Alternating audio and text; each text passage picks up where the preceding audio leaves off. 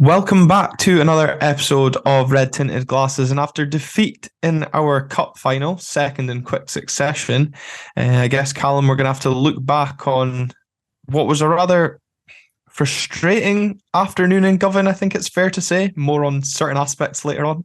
Yes, I would say so. It was certainly a game I felt we could have taken something from. So it makes a change, I suppose, from previous games going down there in recent times, I guess. Yeah, exactly. I think overall, I was pretty pleased with the performance, but we'll get into that a little bit later. Also, coming up on the show, we'll look back at the Player of the Year awards that me and Calum were in attendance with. And Calum didn't embarrass himself too much, which was a good success. And we'll reveal the winners of our own RTG awards for this season as well. So stay tuned for that. And then joining us later on in the episode is Michael Monan, the Hibs fan, to preview the big game this weekend, of course, where we'll be celebrating the legends from Gothenburg. And there'll be a week-long celebrations of that as well. So lots to look forward to on this episode, and lots to look forward to as well coming up this week, all things Aberdeen. But Calum, all things looking forward was the Player of the Year awards. Great night at Tekka last Thursday. I had a fantastic time. I overindulged a little bit. Prosecco from the bottle? Yes, drinking myself from the bottle, yes. I was still hungover when I woke up on Saturday, and the Player of the Year awards was on Thursday, so that wasn't good.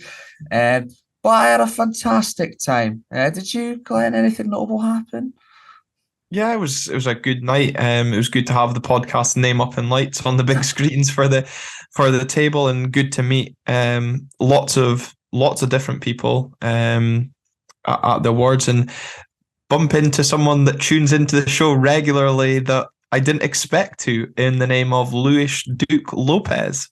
I didn't believe you, I have to admit. I really didn't believe you. I thought when you came running up to me and Jamie Howell when I was waiting for the toilet saying, Duke watches our videos, I thought, nah, you just mean he's tuned into you watching you play Football Manager. I thought he can't watch the podcast. And then about an hour later, me and Neve went up for a photo with Duke, and he goes, I watch all your videos. They're very good. I was like, holy shit, Calum was actually telling the truth. No, hard to believe. Yeah. Basically, he was getting photos of people, and I was just like, oh, do you mind if I grab one? I love you. And he went, I've seen the videos. I was like, oh, no, that is bad. Which ones? And he's like, all of them. I was like, and he's had a nice cheeky smile on his face. He was lovely. What a delight of a man. In fact, all of them. I thought it was lovely. Just Barry Robson using the same toilet as me. I was like, what a time this is. But also, I'd like to say thank you very much to everyone that sort of like viewers of the show, whatever, that came up and said nice things. Not just at the Player of the Year, but any time that you've ever done that, because we are just two specky tubes chatting a load of nonsense. And anytime someone says that, anytime people comment, get involved in stuff, it means a lot. It means an awful lot. And sometimes quite humbling. Sometimes I'm like, this is weird, because as I said, I'm just a specky tube. But thanks very much. It was lovely. And in fact, Duke tunes in as well. Is one of you guys. What a man. Yeah, and Leighton Clarkson as well, because when I went up to ask for a photo of him, he goes, I recognise you from somewhere. Despite Lisa, who's media manager at the club, telling me it's probably from my appearances on Sky Sports News for how shit we were. I'm not taking that. I'm taking it that he also tunes into the podcast. But no, I think also thank you, of course, goes to everyone that came along on our table on Thursday night as well. And thank you to Jill Forbes from the club for organising, and everyone else at the club who put on such a fantastic event, of course. Thursday night was the first time that both the men's and women's team held the event jointly, and I think it was a really successful evening, and it was great for, certainly the likes of us that maybe don't pay as much attention to the women's team as the likes of the ABZ guys do. So it was really good to see what the women's team do, and obviously Ailey Shore sweeping up the awards on the women's side. So congratulations to Ailey for her success on Thursday night, and also the success that the women's team have done on the pitch, and what hopefully looks to be securing their Premiership status for next season as well. Absolutely. It was a fantastic event. And Ailey Shore won the last two, so that's now a hat trick actually as well for her. So congratulations. On one final embarrassing note, however, for me, I don't know if you've ever seen the video of the guy on the plane in America who's like, "Let me shake your hand." I eventually did that when Aaron Grieve was speaking to Alan Burrows. I basically did the exact same thing, and I had a little bit of the fear the next day. But so I apologize for if anyone saw me there. No, you didn't. Essentially, is what I'm trying to say. Are you going to apologise to Leighton Clarkson? Do you remember what you said to Leighton Clarkson as well? He was getting a photo with someone, and I started being Mike Tyson and going, "Sign the contract, big boy, sign the contract," and he laughed. So I'll take it. As a yes, he will. Hopefully.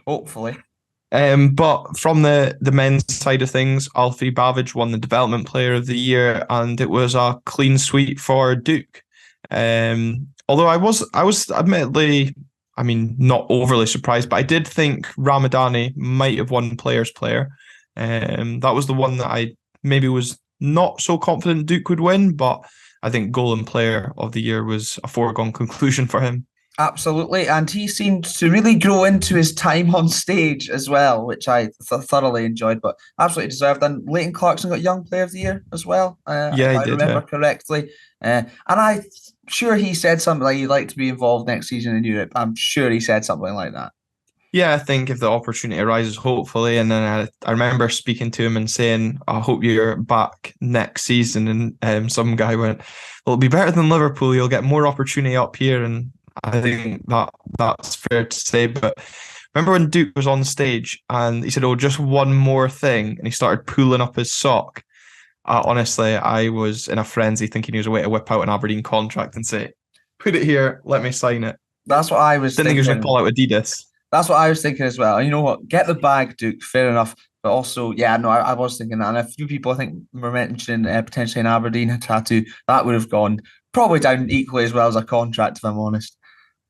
Yeah, but no, really good evening. And then obviously we look towards the awards that we've done through the podcast, and it's no surprise that Duke picked up the Player of the Year award from our category. And to make Leighton Clarkson feel better, he did obviously, as you say, pick up an award on the night for the AFC, but we did do an assist of the season. And I think I actually apologised to him for not including his assist for Duke at Ross County in the categories. But his assist for Bojan Miovski against Rangers just a few weeks back scooped up that award. And big congratulations as well goes to Joe from the Benfica After 90 podcast. His insight into Duke when we signed him is up there in our top 5 most watched videos, including by the man himself, because he was very impressed with Joe's assessment of him. He liked it a lot. So congratulations to Joe for winning that award. We're going to get something sent over to Joe to congratulate him on that. And the co-host of the season award, sadly, as I said, you were not nominated for that, Calum, was very closely fought between Jonathan Main and Beth Wallace, but by just a handful of votes, I think aided by her semi-final mix that she did ahead of the League Cup semi-final, the award goes to Beth Wallace. So congratulations to Beth on that award. And yeah, just a fun thing to do at the end of the season, like we always do. And yeah, look forward to hopefully getting to hand over the awards to both Duke and Leighton in person. And apologise for my behaviour at the Player of the Year awards as well. Yeah, you might not get allowed to go and meet them. Fair enough. Restraining order coming in the post. Yeah. Right, awards done, on to the serious stuff, and that was, of course, the trip to Ibrox at the weekend, where the Dons lost the one-sided rivalry by a single goal to 0. Pre-match saw talk of certain players potentially missing out through injury. I know Kelleros, of course, who was absent from the Player of the Year awards, along with Vicente Bizauen and Jay Horter. But thankfully, Kel was fit enough to make the starting 11. But one player not was Ross McCrory, who, by rumours doing the rounds on social medias, appeared to go under a hernia operation. I think William Miller was discussing that on Sports Sound yesterday. He dropped out, and Hayden Coulson came in at right wing back, which was maybe surprising for some to see. It was more surprising for me. I just was worried about the imbalance we might have in our back five. Basically, well, with a left-footed player playing right wing back, I was like, oh god, this could go very, very badly. Thankfully, didn't seem to. But it's interesting again that means Jaden Richardson not brought in. But at the same time, Coulson did well. So Yeah, I have to admit, when Steve messaged us to say that Hayden had got the nod, I did go straight on to Paddy Power and chuck a fiver on to be booked, because I thought this is going to be a long afternoon for Hayden coming in. But I'm delighted that he proved me wrong and it was a fiver down the drain instead. But yeah, I think, on the likes of, Jaden Richardson, Matty Kennedy as well, who of course has featured in that role this season, it says potentially a lot about their futures at the club that someone like Hayden is preferred in that role. Someone, of course, Hayden signing that contract extension at Middlesbrough and looking set to leave the club in this summer, that we've gone for him instead of someone contracted to the club on a longer period. But yeah, I've got no complaints at the job that Hayden did coming in after such a long time out of regular football, I think it's fair to say. Yeah, absolutely. I thought he looked relatively comfortable, to be honest, and it was good to see a little bit of trickery from time to time as well that we've definitely missed. But I do agree, it is very interesting. I'm trying not to read into too much, but maybe Jaden Richardson just taking a bit of time, we're working on a few things. Maybe that's what it is. But it was a bit unnerving for me to start off with, especially missing out with a player like Ross McCrory, and let's just hope he's fit again before the end of the season. I don't know how likely that is, given the fact he's caught on under the needle, under the knife. Yeah, Barry Robson saying that he hoped that he would be back before the end of the season. But on McCrory himself, how do you view him going for the operation now? Obviously, he's maybe been playing with that injury for a while. There was obviously some talk. Again, I think from Willie Miller, and I saw a couple of accounts tweet it out that, potentially McCrory is doing this to clean up the injury ahead of a potential summer move. It does feel a bit risky, imbalancing that defence with 4 games to go now until the end of the season. And almost, could he have waited until the end of the season for that operation? I certainly would have preferred it if they'd waited until after the Hearts game anyway, because that could be a potential, we could potentially wrap up third then and then still have a couple extra weeks of recovery before the end of the season. I suppose for the club, maybe looking to maximise value, because if, for example, if it was Bristol City and the fee is agreed or whatever it is, they will be looking to gain a player fully fit and not have to go under that sort of procedure when it's coming at pre-season, things like that. But I would have definitely preferred, at least if it was until after third was potentially tied up. Yeah, absolutely. And speaking of Hearts away, anyone with 2 spare tickets, give these 2 guys a shout here, please. Don't want to have to go down the route of potentially going for media tickets, but if needs must, needs must. Might have to. Could ask Duke if we could be VIPs or something, Yeah, I might give Laurie Dunsire a shout and see if we can go and do alternative commentary for Hearts TV instead. It's genius. Desperate times. Robert Borthwick also sometimes does that. So that's 2 ends. So there we go. Yeah, absolutely. Joe Sked as well has been on the podcast, and we've got opportunities. I was speaking to Lewis Rattray, and we were looking at potentially doing hospitality as well, but don't know if I'm quite keen to pay £145 for the game. God. Especially on top of what was shelled out for the Play of the Year as well, in fairness. But you never know. Needs might must. Yeah, absolutely. How did you feel we started the game on Saturday at Ibrox? Because I really wondered kind of what our approach would be on the back of obviously back-to-back defeats for the home side. Would we look to frustrate them? Would we look to try and unsettle them by taking the game to them? But I actually thought we were quite measured in our approach, and yes, we did have to soak up some early pressure, but we were able to equally cause Rangers some problems. Yeah, absolutely, I do agree. Unfortunately, I did miss the first sort of 5 minutes before I managed to get a legal stream. I do tend to agree from what I'd seen by the time I tuned in. Anyway, expected that there was going to be pressure, on Rangers, especially given the situation they were in going into the game, and the pre-match furore as well. I'm sure that national anthem really got them up for it. But Big fan of our players just completely forgetting that and just trying to go down the line and shake the Rangers players' I hands. did notice that, and it looked kind of awkward because it looked like they stopped in stages, like a domino effect, banging into each other. So that was pretty comical and fitting, in my opinion. But I think we started okay. We did look measured, and I felt we dealt with sort of waves of pressure kind of well from Rangers when with them looking to come flying out of the blocks in a way. Yeah, I mean, obviously we've got the confidence in our defence on the back of the amount of clean sheets that we've gotten.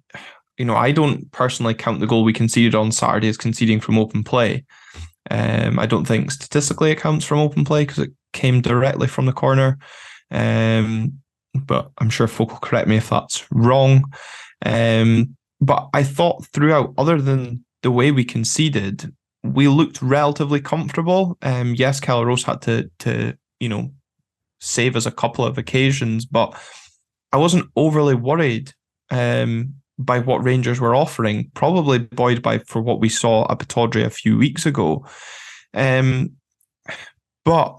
equally, we speak about it every time we go to Ibrox, and Barry Robson spoke about it as well in his post-match conference, that when you go down there and you get opportunities, it's vital that you take them. And I think this is why I've got this weird feeling about Saturday. I'm frustrated because I think Jonathan Main said it was a missed opportunity, and I can definitely see where he's coming from on that. But I'm also encouraged by the performance that we put in between now and the rest of the season. But I can't help but feel that we should be speaking here that we've taken something from that game on Saturday. That's my overriding feeling. And when you look at the gilt-edged chances that we had in that first half, you really don't get two clear-cut opportunities like that at Ibrox, often. But I think the first one in particular, Bojan, doing excellently to win the ball and then driving towards goal, and then really unselfishly, I guess, squaring the ball for Duke. But it was that final pass was just overhit, just a bit too much in front of Duke. But he recovers it well, and yes, you could say Robbie McCrory makes a good save, but probably a save you expect him to make. You would expect him to make it. It was unfortunate the ball was slightly overhit. I think that Duke had to sort of readjust, not to make excuses for our new friend. I still think he probably should have done better and hit the back of the net. And in games like that, you're certainly looking for your players to take those chances. But I do agree in that with Johnny, where it feels like an opportunity missed. I certainly think we could have taken something from the game, possibly even all 3 points. And I think I'm trying to look at that as like a positive rather than being frustrated, given how things have gone down there in recent times. And when you're playing against 12, 13, 14, 15, however many you want to say, it does make it even more difficult. But I'm trying to look at it a bit more positive. You've not gone down there and been run ragged. Of course, you've got to look at the fact that Rangers, knew the title was sort of up, so maybe they weren't, 100% whatever. Yeah. But I think there was definitely reasons to be encouraged from what we saw. Yeah, definitely. But hindsight's a wonderful thing. But do you think Bojan could have gone himself and taken the shot on, potentially look to go across Robbie McCrory, which would then have maybe led to a rebound for Duke? As I said, hindsight's a wonderful thing. And that was something that me and Broom were chatting about at half time. I probably could have gone, but again, it's on his weaker foot, going down the right-hand side. Do you think there was potentially Bojan could have done that? But potentially, I mean, he does have the quality to finish those sort of chances off. But at the same time, if he hadn't, then we'd have just been livid with him for not squaring it for Duke, I suppose. Yeah, no, that's fair as well. Like I said, hindsight's a wonderful thing. It just like, when you see it back, like, what if? And I think that's, I guess, another takeaway from me this weekend is a lot of what ifs. And the big one really was the second chance we had when Duke's one-on-one, and the player you really want that sort of chance falling to is, of course, new friend of the show. And I think my confidence in him was so high, I was pretty much already off celebrating when he got to the edge of the box.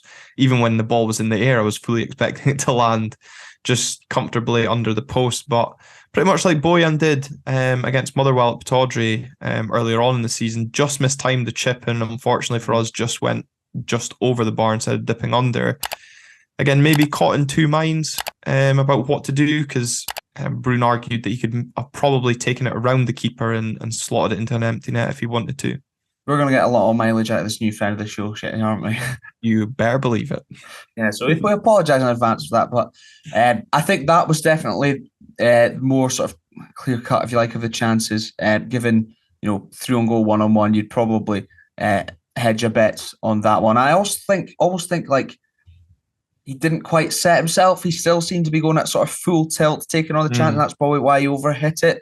But I'm still not convinced that chipping it was the correct option. But it seems like when it's someone like him, you will forgive him, because there will be times where you expect him, you'd expect nothing, and he still makes it work. We've seen that already this season. So I suppose that's sort of comfort we've got to take in it. But absolutely, when it's chances like that, Ibrox need to take them, and I am disappointed in friend of the show, Duke, that he did not do so. And I would love to have seen how mentally he would have went as well had that chip come off. I think as well it says a lot about the standard that both Duke and Miovski have set this season, that we're so disappointed in the finishing of those two, or the execution as well, if you go back to the first opportunity, that we're so disappointed in that. But, you know, we just speak about every time we go to places like Ibrox Parkhead that when you get opportunities, you have to take them, because the pressure will build. And, you know, some people will say that it's only a matter of time until they score or get a dodgy decision. But of course, when you go to places like Glasgow in particular, you really have to hope for a strong referee, to quote Michael Beale after the game at Pittodrie, where he criticised the refereeing performance. And I think deep down, Michael Beale really knew what he was doing with those comments, because boy, did they come back to haunt us this weekend. Douglas Ross was supposed to be on linesman duty. He was replaced before the game. And, you know, feel free if you think I'm wearing a tinfoil hat. Those of you that are listening, I'm not. But this next segment very much might sound like it.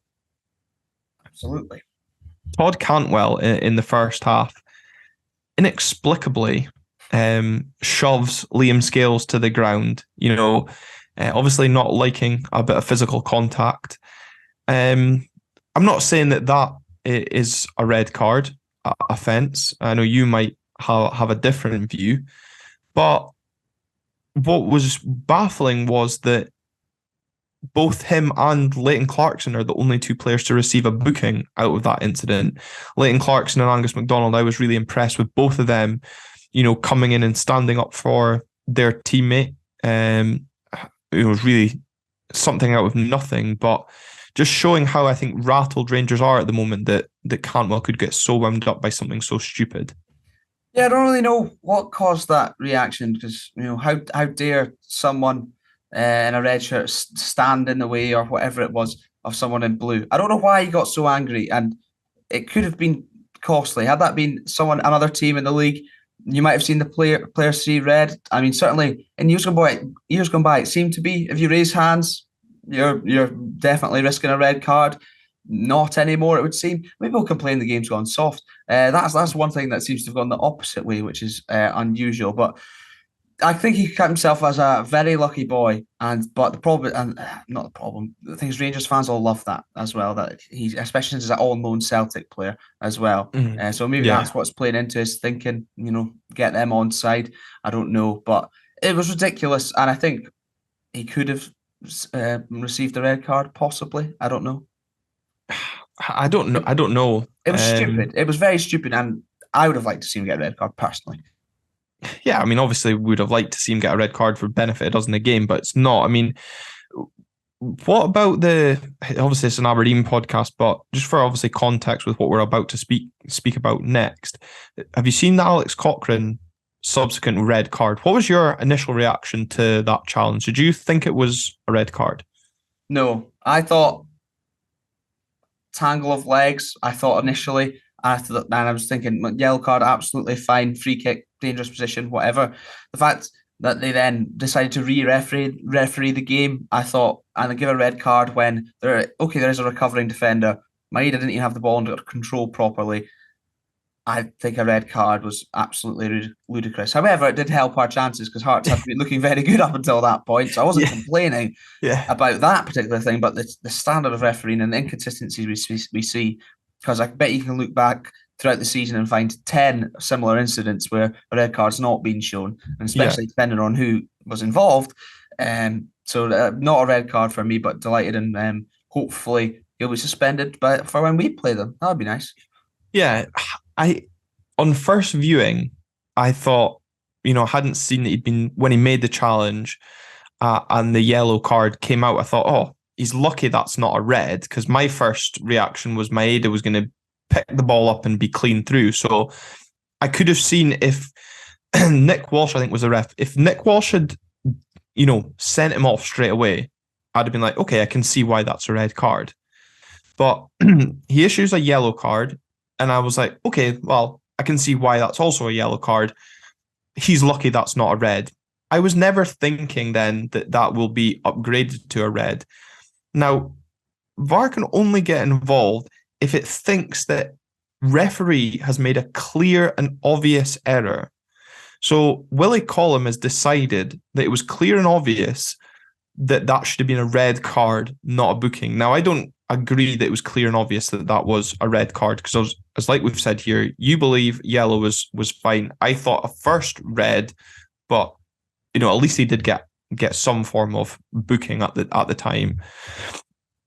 Now, obviously, we moved to the Aberdeen game, and Connor Goldson seems to be immune from conceding penalties this season. In fact, so do Rangers, of course. The only team in the Scottish Professional Football League out of all 42 teams that have not conceded a penalty. But yes, there's no conspiracies about what teams can and can't concede penalties. But I mean, fuck me. Was the rugby tackle from Connor Goldson, in your mind, a penalty? Now, obviously, the incident, foul, assault, began outside of the box and ended inside the box. Now, obviously, we saw ourselves at St Mirren on Christmas Eve, Anthony Stewart, victim of something similar, where the tackle began outside and resulted in a St Mirren penalty. Were we maybe a victim of the fact that nobody in red actually appeals for that incident at the time? Absolutely. I don't know why Duke wasn't going mental, especially given some of the things he's gone down for and gone mental about. I don't know why he wasn't claiming for it. It was ridiculous, and it definitely carried on into the box, which is now the rule, where if it carries on into the box and the foul continues, then it is a penalty, whereas previously it used to be where the foul started. I don't even know when they changed that, but that seems to be the rule now. And I don't know how it's not, even if it was going to be a free kick, it's, to me, could be a goal scoring opportunity because there's not really anyone else near. He's going to start beating towards goal, getting into the box. I suppose then that's on the flip side, you apply that to the Hearts one, I guess. But still, there's no consistency there because one of them was nothing. The other one was a red card. It makes no sense. And for me, absolutely red card, absolutely penalty. But I think I saw somewhere that it's 52 league games since Rangers last gave away a penalty. How, given the increase we've seen, especially since October with the introduction of VAR, I don't know. Yeah, I mean, you look at some of the handball penalties that have been awarded this season and what they've got away with compared to what we've not got away with, going back to Connor Barron's concession at Livingston. But it's just mental as well because the linesman was fully up with play. Now, either he's absolutely shite-bagged it because of where he is or who he supports. I don't want to go back to the Bobby Madden interview that Kenny McIntyre did, which was absolute disgrace, by the way. I'm not just sticking up for my mate Bobby, but the questioning in that as well is it's just so bad. Blatantly asking him who he supports. It just opens a whole can of worms that every other referee that goes on that show will be expected to answer the same question. But the fact that Rangers TV as well believed that they got away with one, I mean, some of the worst, club TV commentary you'll ever have to put up with. believe that they got away with one tells you all you need to know, that decision was horribly wrong by the officials. But I think as well, because the decision by John Beaton was a corner, there was no free kick given. I think if John Beaton gives a free kick, that decision could have been looked at by VAR to see if it was a penalty. But because he gives a corner, my understanding is the VAR then cannot get involved because the referee is not deemed there to be any foul play taking place. I don't know. I'm with Barry Robson in this. That I've got no idea how it works now. No idea what's going on. It is baffling, and I keep going, how can that not be? But you know exactly why. It's at Ibrox. I don't know what it is, but naturally, that just means not a red card, not a foul, not in a free kick, let alone a penalty, which it should have been. It's baffling, and at this stage, it's really. I usually try and give referees benefit of the doubt in the sense that they're actually just shite and not biased. That could be the case still in this case, but it's hard to not look at it the other way at this point. Yeah, and the worst thing as well is now I saw the guys at the ABZ podcast putting out a thread about the match officials as well. And again, to avoid sounding like I've got a tinfoil hat on, but the VAR officials at the weekend, they'd never refereed in the Premiership. Now, I know obviously our referees are part-time and we've got a lack of experience, but the inconsistency with who's actually in charge of the VAR, Willie Calum, an experienced Premiership referee, was in charge of VAR at Tynecastle, yet we get someone that's not even managed a Premiership game in charge for an equally important game, and the VAR referee and assistant VAR just happen to be from the Glasgow and Ayrshire Refereeing Association. Read into that what you will. It's mental, and it's weird that it all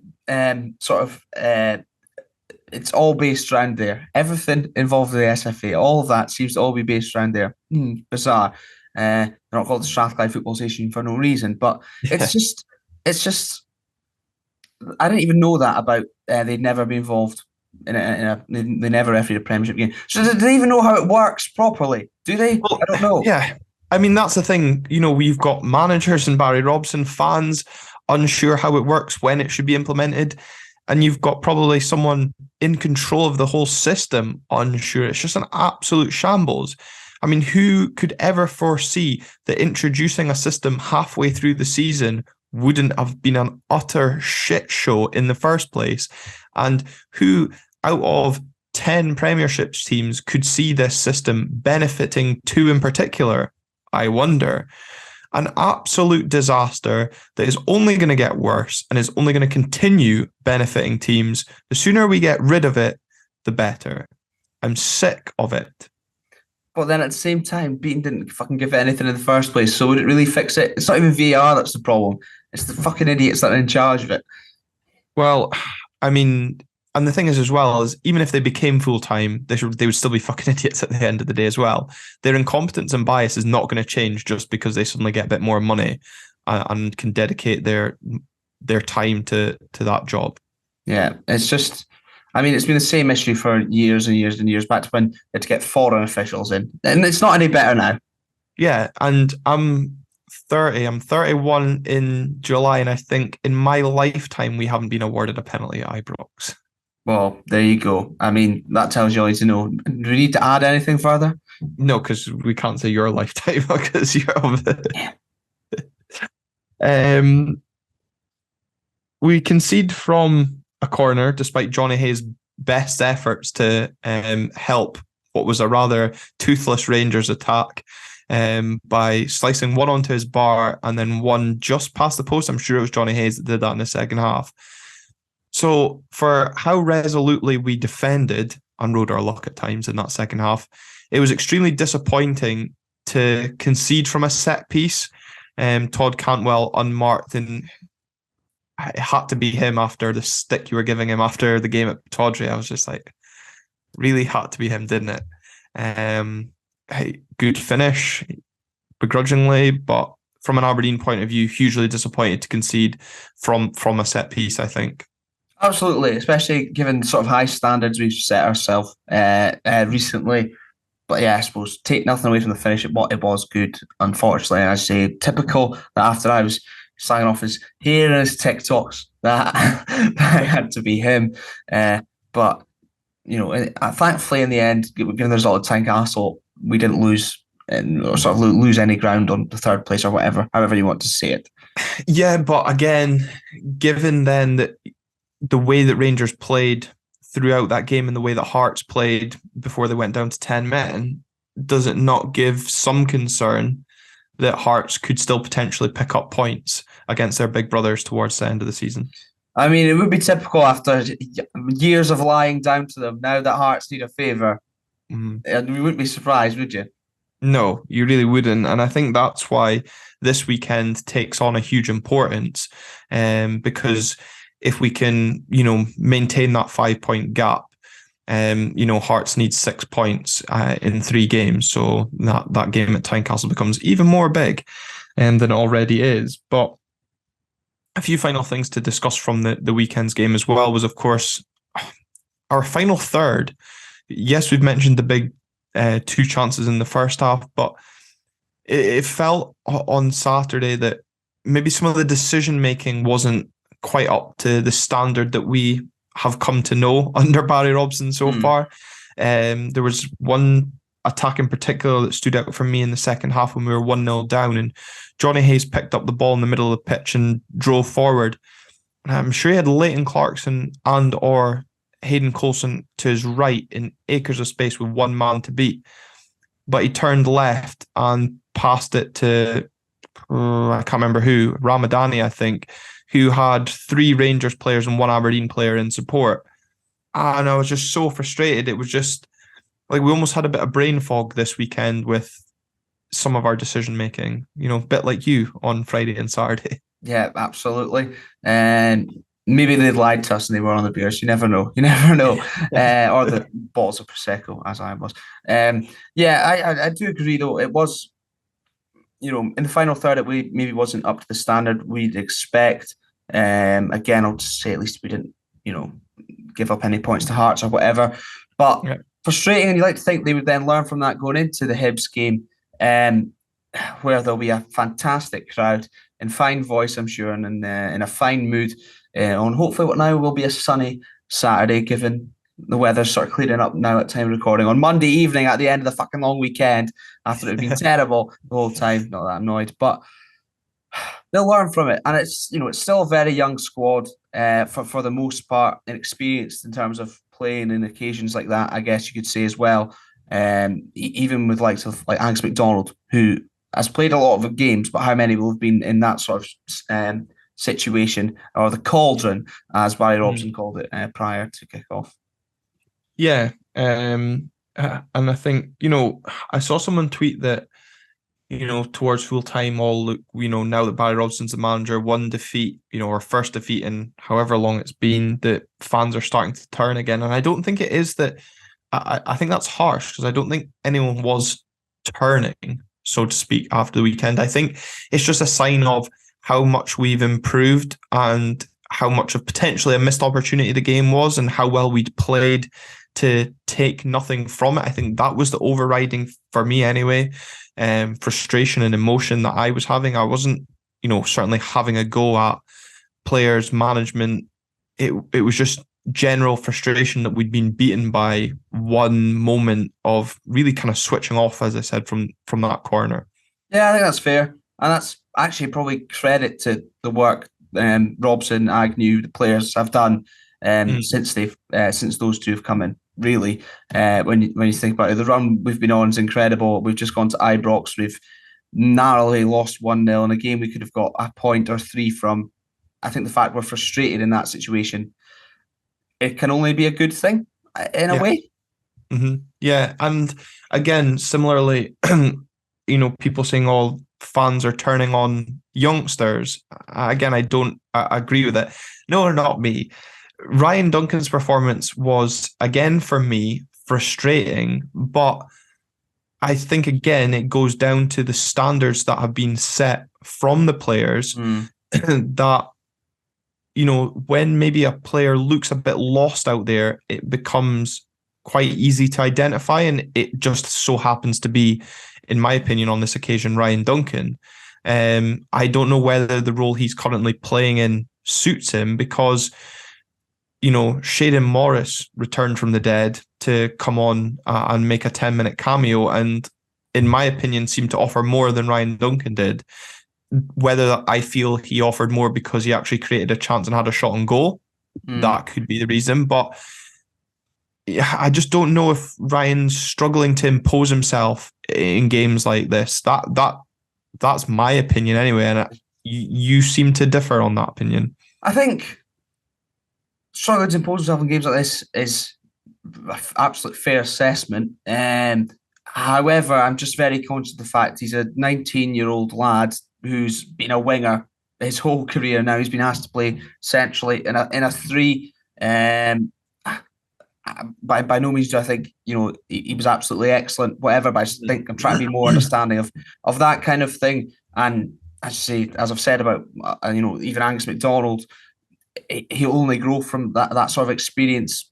How many times has he played in a situation like that? Not many, if any. So I'm trying to just be a bit more balanced, a bit more calm. He'll only become better for experiences like this, and also when he's actually playing in his proper position. I think we'll see the benefits of that. But I do agree on Shayden Morris. I thought he came on, and not just with the chance, he did look bright, which is good to see, given we've not seen much of him at all this season. And it's encouraging, I think, if he can have a few more moments like that between now and the end of the season, then he absolutely certainly has a place in the squad next year. And it'll be interesting to see what he can do. Because again, I think he's 20. We signed him as a 20-year-old. He's now 21, just recently turned.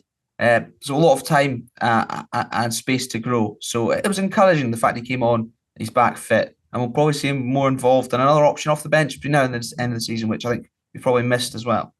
Yeah, absolutely. I think, certainly the options off the bench were lacking, and maybe having that little bit of extra depth with Shayden's availability will help. And maybe he's given something for Barry Robson to think about going into the weekend's game against Hibs. And as we said, I think the overriding emotion when that full-time whistle went was missed opportunity, frustration, but really encouraged by what Barry Robson had to say about starting from today. Obviously, as we said, we're recording this on Monday with just 800 tickets left for the weekend's game.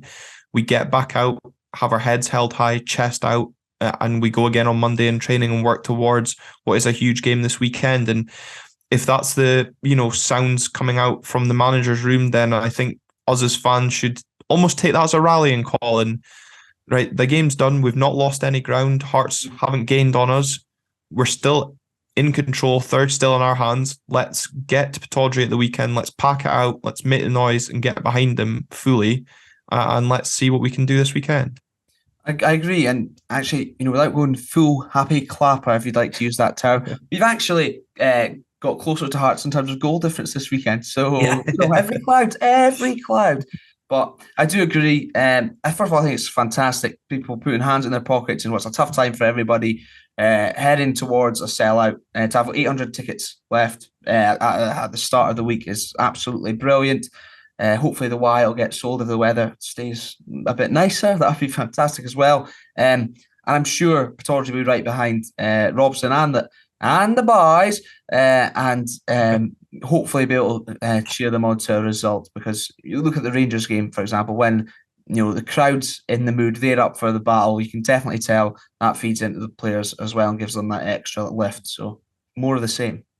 Yeah, looking forward to it. And looking forward to his trip up north, and hopefully not looking forward to his trip home, going home unhappy, is friend of the show. No, it's not Duke, sorry. It is Michael Monan to help us preview the game this weekend from a Hibs perspective. Michael, welcome back to the podcast. How are you doing? I'm all right. How are you? Yeah, good. I suppose you'll be in fine mood after a win at the weekend for Hibs, although, as you said, there's nothing more stressful than a 2-0 lead for Hibs. Yeah, it's the worst thing in the world. It shouldn't be. When you go 2-0 up, you should be quite happy that you're 2-0 up. But obviously, like the last sort of few years, when we go 2-0 up, regardless of the manager, it's just panic stations seem to sit in it. It's a weird thing.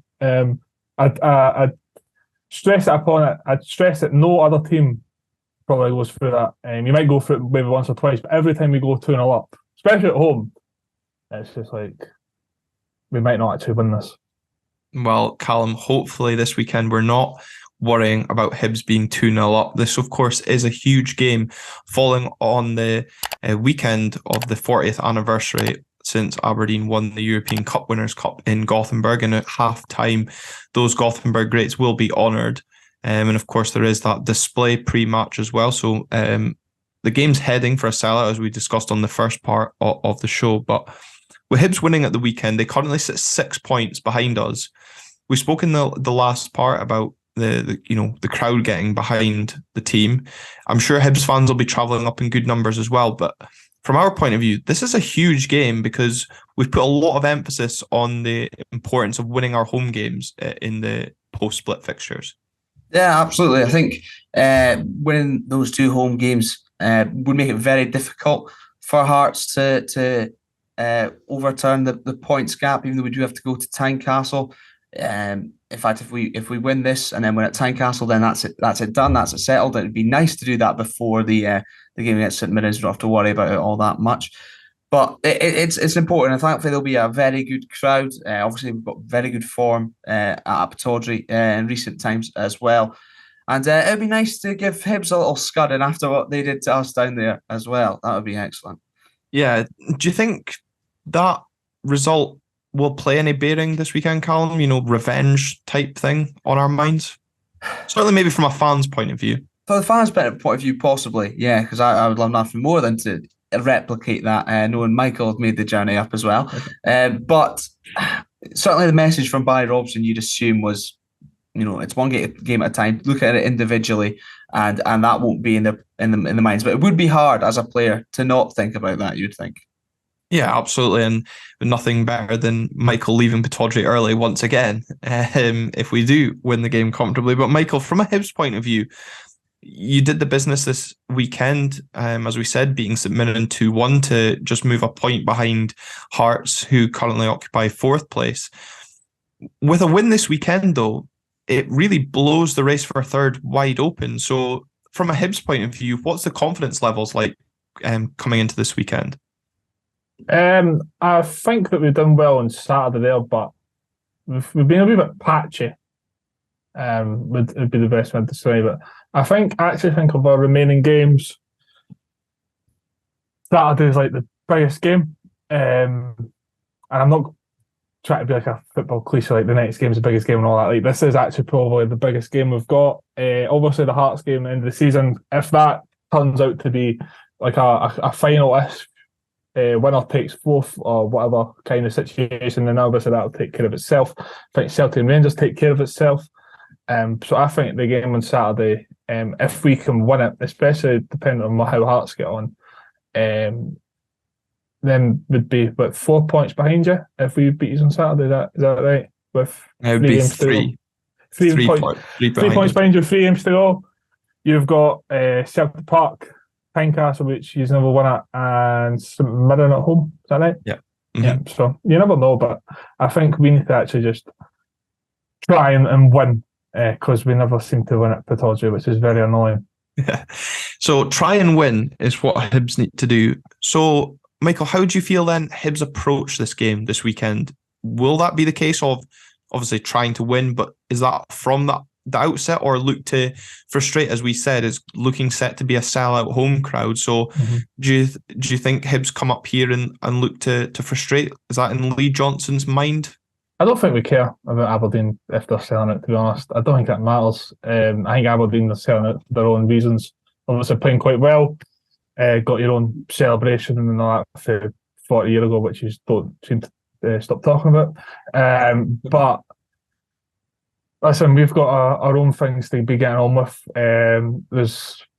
We've basically sold out our allocation, and I don't think that we're going up to clap players for 40 years ago at half time. So we've got our own things to be getting on with. But don't get me wrong, it's going to be a hard game. You have been doing well since we last played. I think Barry Robson's done well. He surprised me. I'm sure he surprised a lot of you, to be honest. Like, my Twitter following, Like the people I follow on Twitter probably follow too many Aberdeen fans, but from the ones that I do, it seems to be quite unanimously behind them, so it just seems quite good for you. But I just think maybe that with caretaker managers in particular, as a wee bit like loan players, they seem to do really, really well until you just get them permanently. So for your point of view, I think now that he's actually got the gig full time, is he actually going to be able to continue in the way that he was in his interview process? I can't wait to clip that up at full time if all things go well on Saturday. But Calum, how do you think we approach the game? Because obviously we had the disappointment of Sunday losing to Rangers, and again this weekend is a big occasion. The chairman's in town, the Gothenburg Greats are going to be in attendance, and I assume Sir Alex will also be there this weekend because he'll be at the event on Friday night. It's a big occasion for the club. We can't really let the occasion get to us, and I actually trust that Barry Robson will be doing the best to drill that into the players. The full focus has to be on the game in hand, not the occasion and the spectacle that's going along with it.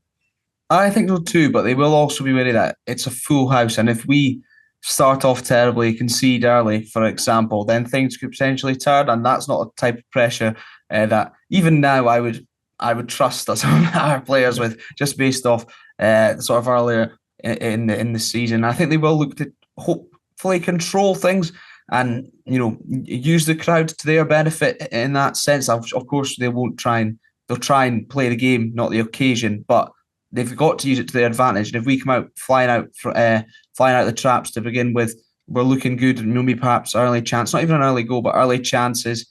And then the crowd will really get behind them and be able to push them on, hopefully to 3 points. And on the flip side, as I was saying, just avoid conceding early. And Michael was saying Hibs get throwaway 2-0 leads. Whenever we are behind by a goal, no matter how early on it is, I never have the confidence that we're going to turn it around. I can't remember the last time we did. Well, we haven't done it this season, of course. We've not taken any points at all of any form from losing position. So, of course, that first goal this weekend is hugely important.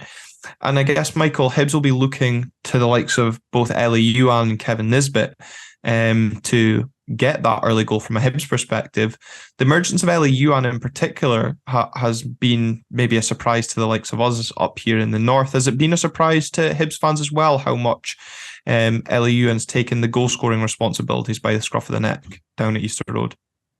I think with the way we play, it's very much through him now. A lot of it was through Boyle before. We were very Boyle-centric. I don't know if that's the right word to use, but you know what I mean. So I think that he's just sort of just taken on that responsibility as well.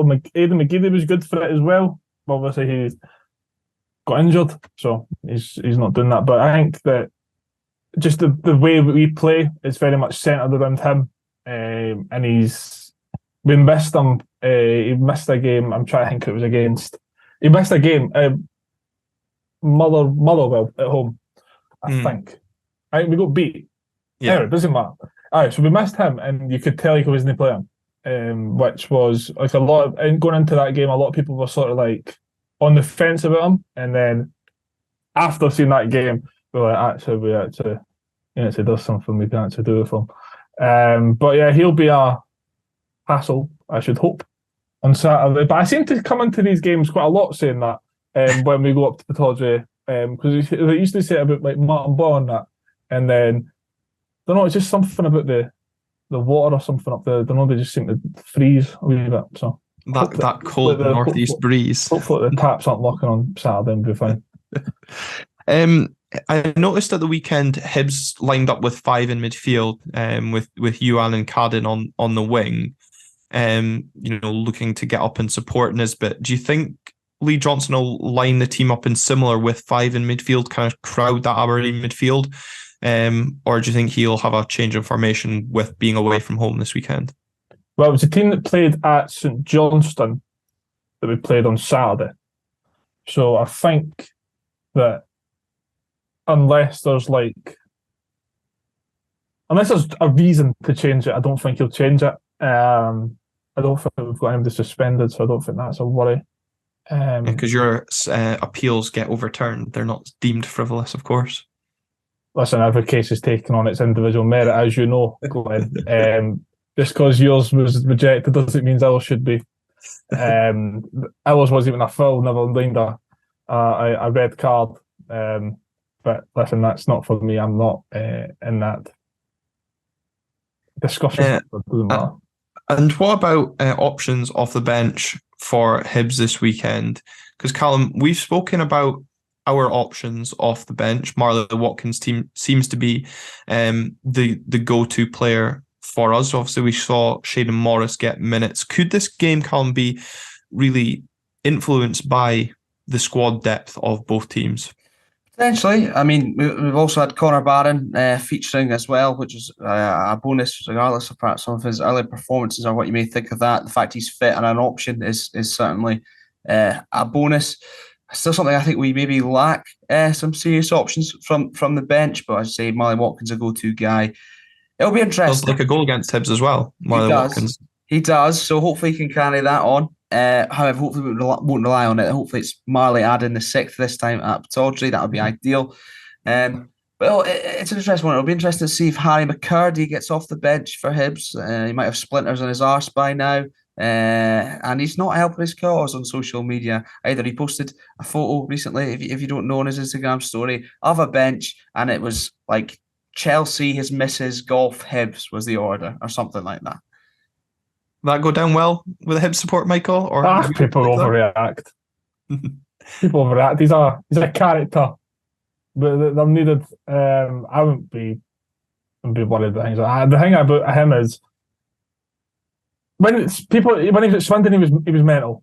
That's fine. He's just mental. That's fine. Not a problem. My problem is he doesn't get a game, and when he does get a game, he's played out of position and he only gets 5 minutes. That's my problem. He scored so many goals for Swindon last season, and they basically said that he behaved like that before, and then he scored, and then he just couldn't stop scoring basically. So I think that he just needs a goal, and in order to get a goal, he needs to play, and when he plays, he needs to play in his right position. But his issue is how is he going to get in front of Nisbet? Do you know what I mean? He's not realistically, he's not, but I can understand his frustration, but is that the right way to go about it, especially on social media, the way football fans are, just the way people are generally? Like, people look for reasons to shoot people down, and if it's like, it's just, I don't know, it's just a daft laddie, but he's not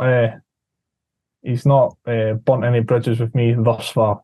Thus far being the operative words. And Calum, as well, we've been speaking about goalkeepers in recent weeks, and the emergence really, or importance, I guess is fair to say, of Keller Rose coming up clutch at times, produced some big saves at the weekend, couldn't do much about the winner. I guess when you look at the two goalkeepers going into this game, I've got a lot more confidence in Keller than I do David Marshall, having seen some of the goals that Hibs have conceded in recent weeks. How important could the defence and goalkeepers be this weekend, Calum?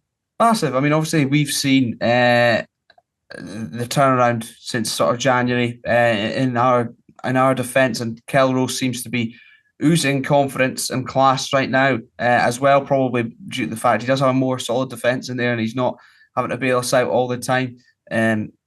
So that is certainly encouraging. In terms of David Marshall, if any of our players wants to fancy trying a terrible overhead kick, then go for it, because I don't know, that seems to be David Marshall's kryptonite.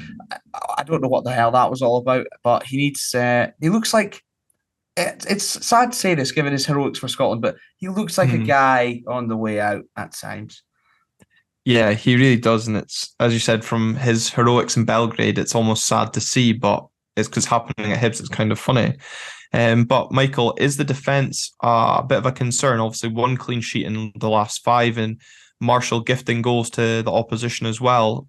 Do you see Lee Johnson sticking with David Marshall in goals this weekend? Is it too late, almost too far gone in the season to make an important change like that? Right, can I come back to this? Because I'd like to ask you something first. See the game in November, right? Did we score? Or was it 4-0? Or was it 4-1? You had a goal disallowed. 4-0. Yeah. So Keller Roos has conceded 9 goals to Hibs this season. David Marshall's conceded 5 to Aberdeen, and we're having a go at David Marshall. Yes, and I'm basing this on recent weeks, yeah. Secondly, do we replace David Marshall? No, because we don't have anyone else. That's the facts. And in part, I think if we had somebody that could play instead of him, he would have been dropped by now. He has made a few very high-profile mistakes, but he's also, in some of the games, made saves to keep us in games as well. Like St Johnstone, for example, that was a disgrace. Like, I'm not gonna lie, it was just an absolute right behind it, and I couldn't believe what I was watching. But he did make 2 great saves in the second half, which stopped them from winning the game. What else? Yeah, Celtic Park should have saved the penalty. That was a gift for them. Motherwell at home should have saved the penalty, and the same thing happened. And then a free kick that he just, I don't know, it's just like his confidence got shot a wee bit. I think that the break probably did him quite well. So he played well on Saturday. But he's an experienced professional, as they say. It was actually Joe Lewis who was in goals at Easter Road in the 6-0 game as well. So just to was that? Yeah, just like Oh yeah, of course. I stand corrected then. Well, that probably explains why we scored 6. Yeah. Right. Well done, Calum. Good to see you've done some research for the show. It does. It was just that easy. I wasn't too sure who's in goals. You know what I mean? What about in terms of Hibs' defence? So, I point out that just the 1 clean sheet in the last 5. I think you only kept 3 clean sheets since the last time the 2 of us met. But one player that's kind of emerged since the last time we met, of course, is Will Fish. Mm-hmm. How impressed have you been with the emergence of him? Fish are friends, not food. That's my slogan for him. Are we finding new reference there for our listeners? I think he's been rock solid. I think that when he first came out at Tynecastle, he got thrown under the bus. He got played at right back. He looked lost. Felt sorry for him. It was his fault for the first goal. Never a forgiven place that when that happens. But he's done really well since. He's scored a fair few goals for a centre half. He's solid. He's good in the ball. He's established a good partnership with Paul Hanlon since Poacher's left. I think he's done well, but it's that old thing again of never fall in love with a player on loan because they're away before you can. You know what I mean? So hopefully we can sort of get him an extension or something like that. But he's been really good, And I suppose, Calum, for us, this is a different defence that obviously faced Hibs last time out, but also a rejuvenated attack. Obviously, we spoke about the misses from the weekend, but coming up against that sort of defence in Hibs, I'm sure this is a game that both Duke and Bojan are going to absolutely thrive on. But we now actually have a good physical threat from set pieces that we can look to exploit that Hibs backline that have struggled in recent months. Absolutely. My main issue with our set piece is often the delivery, if I'm honest. So once we get that right, should be all right. But it will be interesting to see how Hibs do deal with the likes of Matty Pollock and Alex McDonald coming up from the back, in addition to the other regular defensive work with Duke, who can cause anyone a problem, and Bojan Miovski's movement can be excellent too.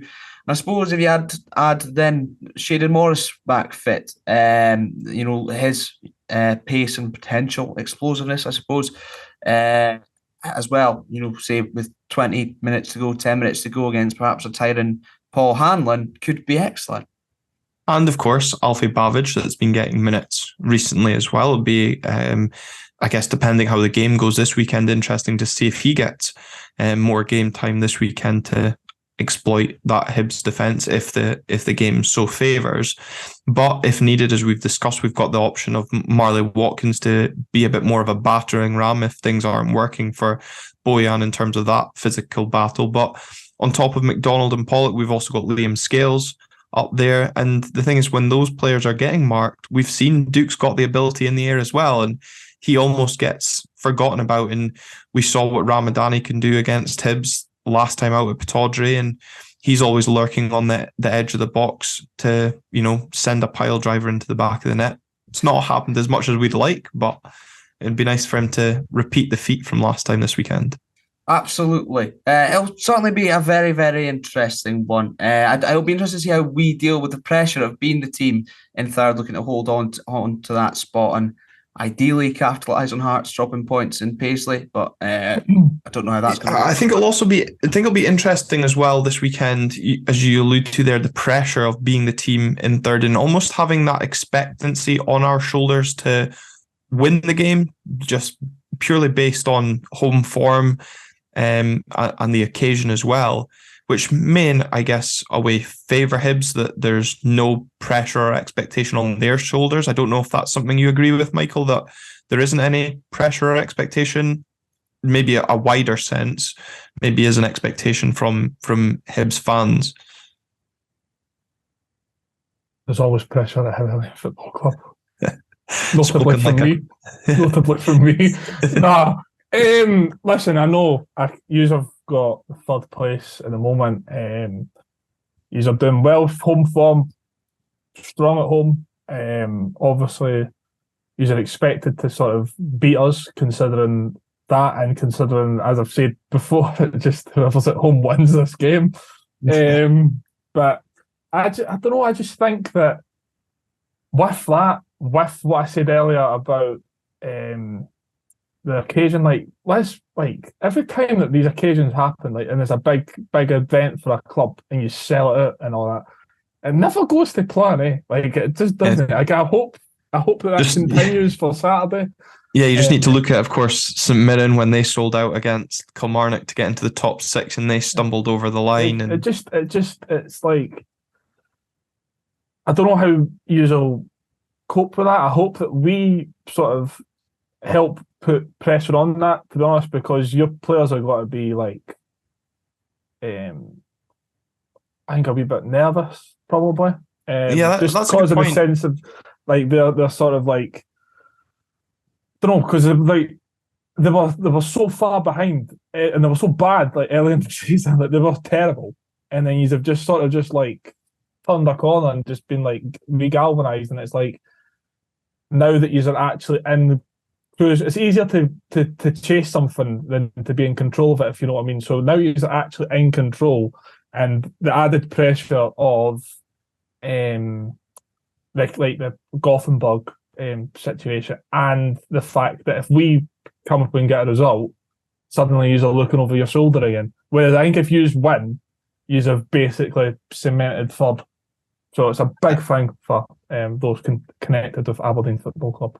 And that word, Calum, that Michael uses is actually quite important, is nervousness, because I guess if there is a goal in that Hearts St Mirren game, favouring Hearts, that'll certainly feed through to the fans. And if our game's 0-0 or we're losing, there'll be that nervous energy almost coming off the stands onto the pitch, so that we've got to almost, it goes back to the point we were making at the end of the Rangers review segment, was that really the fans have got to be behind the team from the first minute to the last, and it doesn't kind of got to ignore what's going on in that Hearts game, and just as best we can, it's easier said than done, of course, because I'll definitely have the notifications on for that game, it is stay behind the team and hopefully we can take care of our own business, and whatever Hearts do it just doesn't really register. It's irrelevant because we've taken care of our side of the job.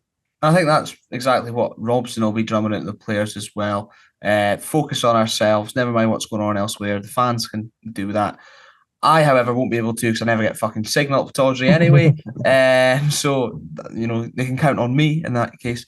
But that's absolutely the case. And definitely, in terms of fans, try not to get frustrated, I suppose, when, for example, if it is 70 minutes still 0-0, we will be starting to get worried, but continue getting in behind the team when it's such a packed house, and be that driving force behind them. I think that is vitally important. Absolutely. But it's set to be a big game this weekend, a huge occasion, and our thanks goes to Michael for taking the time this evening to join us on the podcast once again to offer up the perspective from a Hibs point of view. Enjoy your trip up north on Saturday, and hope it's another early exit from AB24. Thanks very much. You're very, very welcome. Thanks for extensively kind words. They are appreciated. Yes, and of course, a huge thank you goes to all of you that have been tuning in, whether that be on audio or, of course, over on our YouTube channel. If you are watching on YouTube, remember to hit the like button, subscribe if you're new to the channel, and comment with your thoughts down below. Maybe even leave a message for a friend of the show, Duke, since he maybe reads the comments. And of course, if you are listening to the show, hit that follow or subscribe button on your audio platform of choice. Until next week, come on, you Reds!